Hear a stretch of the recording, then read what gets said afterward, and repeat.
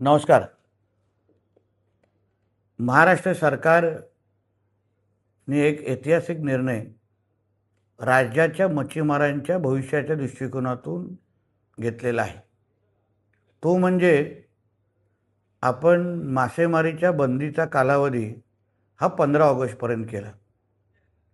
हल्लीच झालेल्या अधिवेशनामध्ये राज्य सरकारने मत्स्य खात्या मंत्रालयाने ह्याबाबत मी स्वतः त्याचं निवेदन केलं. हेतू एवढाच होता की राज्याचं मत्स्य उत्पादन वाढावं, जी वर्षानुवर्ष असंख्य मच्छीमार बांधवांची मागणी होती. आता त्याच्यात एक तांत्रिक माहिती देण्यासाठी मी आपल्यासमोर आलेलो आहे की ही बंदी कालावधी 15 ऑगस्टची ही महाराष्ट्रापुरती आहे. पण केंद्र सरकारच्या नियमानुसार 1 ऑगस्टपासून मासेमारी सुरू होते आणि आपल्या सर्वजणांना माहिती आहे 12 नॉटिकल माईल्सपर्यंत राज्याची हद्द असते. 12 नॉटिकल माईल्सच्या बाहेर ही केंद्र सरकारची हद्द सुरू होते आणि म्हणून 1 ऑगस्टपासून जे काही बोटी जे कोण मच्छीमार 12 नॉटिकल माईल्सच्या बाहेर जाऊन म्हणजे केंद्राच्या हद्दीत जाऊन मच्छीमारी करू इच्छितात त्यांना कुठल्याही पद्धतीची अडचण होणार नाही.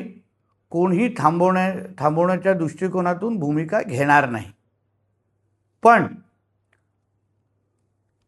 केंद्राची हद्द जाईपर्यंत मध्ये राज्याच्या हद्दीमध्ये कोणीही अनधिकृत मच्छीमारी अगर करेल तर राज्याचं मत्स्य मंत्रालय त्यांच्यावर कडकची कडक कारवाई करण्याच्या भूमिकेमध्ये आम्ही सगळेजण आहोत. कोणीही आमच्या मच्छीमारांच्या हक्काचे मासेमारीच्या साठ्यावर अनधिकृत पद्धतीने मासेमारी करून अगर त्याच्यावर नजर ठेवत असेल तर आम्ही कोणालाच सोडणार नाही.